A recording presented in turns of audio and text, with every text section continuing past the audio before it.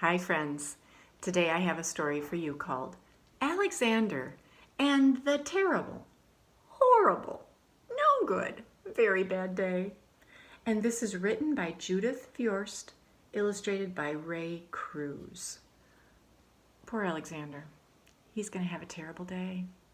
And I want you to think about a terrible day for you. What would be a terrible day for you? Maybe you could even write a story about what would be a terrible day for you as we think about and read about Alexander's terrible day. Poor Alexander. I went to sleep with gum in my mouth, and now there's gum in my hair.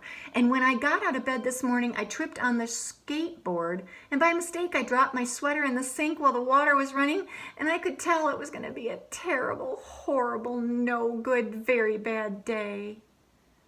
By the way, you can say that with me because it's on almost every page. Terrible, horrible, no good, very bad day. At breakfast, Anthony found a Corvette Stingray car kit in his breakfast cereal box, and Nick found a junior undercover agent code ring in his breakfast cereal box. But in my breakfast cereal box, all I found was breakfast cereal. I think I'm gonna move to Australia. The author writes this story in the voice of Alexander. It's as if Alexander is talking to us. That's what we call voice. So in this case, it's Alexander's voice that we are hearing. In the carpool, Mrs. Gibson let Becky have a seat by the window.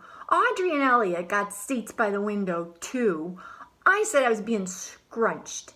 I said I was being smushed. I said, if I don't get a seat by the window, I'm going to be car sick.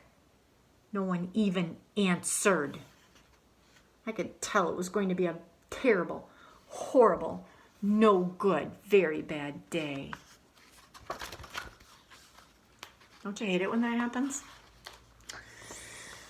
At school, Mrs. Dickens liked Paul's picture of the sailboat better than my picture of the invisible castle. At singing time, she said I sang too loud. At counting time, she said I was left out 16. Who needs 16? I could tell it was going to be a terrible, horrible, no good, very bad day.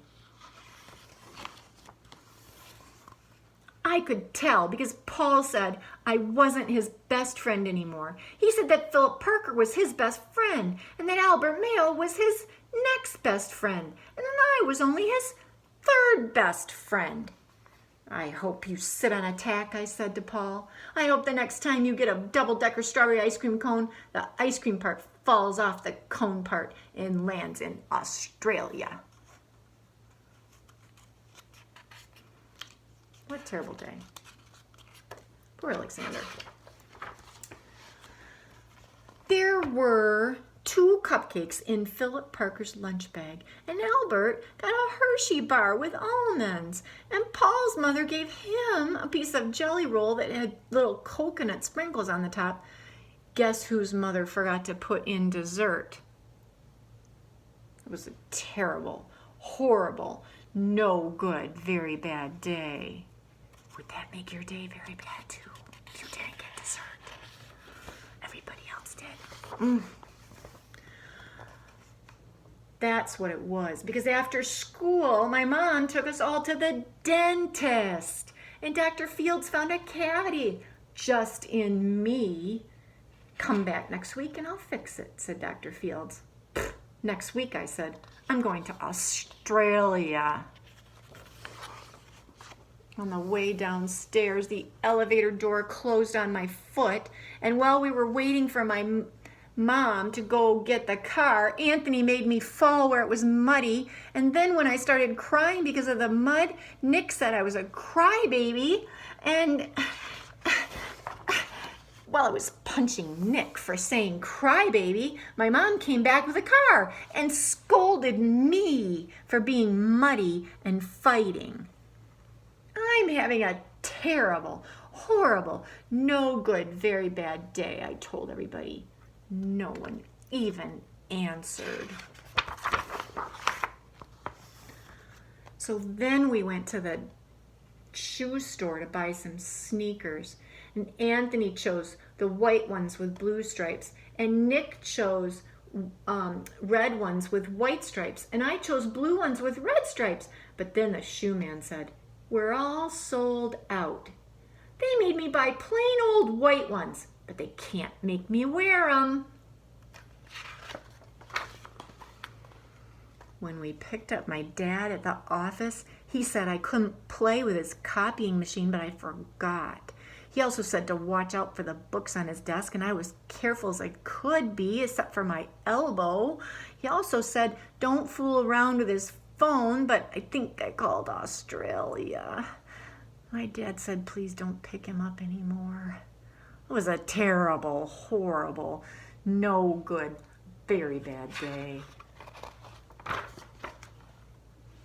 There were lima beans for dinner, and I hate limas. Oh, there was kissing on TV, and I hate kissing. My bath was too hot, and I got soap in my eyes, and my marble went down the drain, and I had to wear my railroad train pajamas. I hate my railroad train pajamas. When I went to bed, Nick took back the pillow he said I could keep, and the Mickey Mouse nightlight burned out, and I bit my tongue. The cat wants to sleep with Anthony, not with me. It has been a terrible, horrible, no good, very bad day. My mom says some days are like that.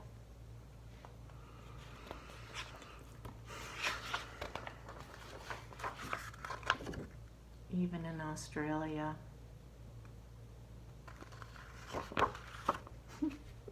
Poor Alexander.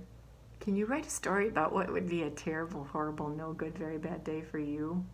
That would be a fun thing to do. You could make believe anything you want.